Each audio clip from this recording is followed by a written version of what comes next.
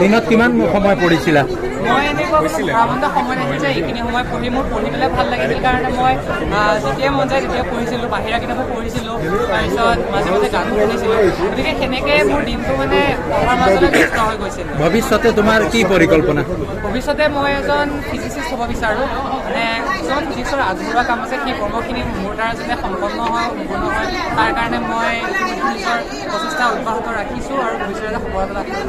ভৱিষ্যতে তুমি কোনখন শিক্ষানুষ্ঠানত অধ্যয়ন কৰিম বুলি ভাবিছা?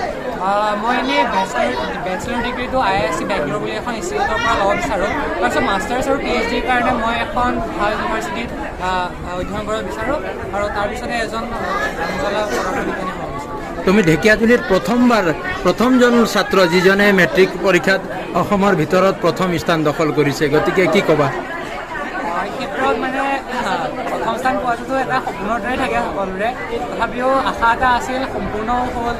সেই হিচাপে ভাল লাগিছে আৰু যিহেতু মোৰ লগতে শ্বহীদনগৰ ঢেকীয়াজুলি সকলো নাগৰিকে আজি গৌৰৱান্বিত, গতিকে তেওঁলোকৰ কাৰণে মই যথেষ্ট সুখী, তোমাৰ কাৰণে মই যথেষ্ট তোমাৰ এই সাফল্যৰ আঁৰত কাৰ হাত আছে বুলি ক'ব বিচাৰা? সফলতা বুলিতো ক'ব নোৱাৰিয়ে, এইটো সফলতাৰ দিশৰ এটা খোজ। তথাপিও মোৰ মা দেউতা, মোৰ সম্পৰ্কীয়বোৰ, তাৰপিছত মোৰ নিকেতনৰ শিক্ষক শিক্ষয়িত্ৰীসকল, টিউচনৰ শিক্ষক শিক্ষয়িত্ৰীসকল, যিসকলে মোৰ পিছফালে দিনে ৰাতি কষ্ট কৰিছে, মই যিমান কষ্ট কৰিছোঁ হয়তো তেওঁলোকে মোৰ কাৰণে কষ্ট কৰিছে, গতিকে এই সকলোকে মই ধন্যবাদ জ্ঞাপন কৰিব বিচাৰোঁ।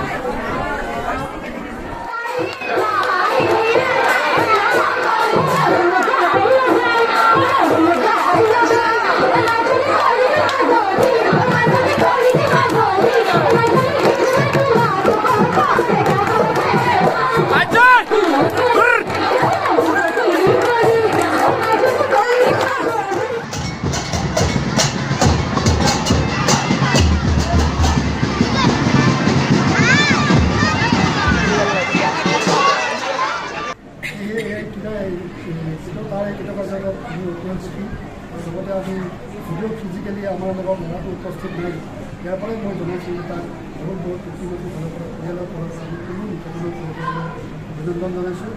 বৰঞ্চ বিভাগত যাতে সি এনেদৰে পঢ়া শুনা কৰি ভাল মানুহ হিচাপে প্ৰতিষ্ঠা লাভ কৰি দেশৰ সমাজৰ সেৱা কৰিব পাৰে, এই মই আশা কৰিছোঁ আৰু সকলোৰে পৰা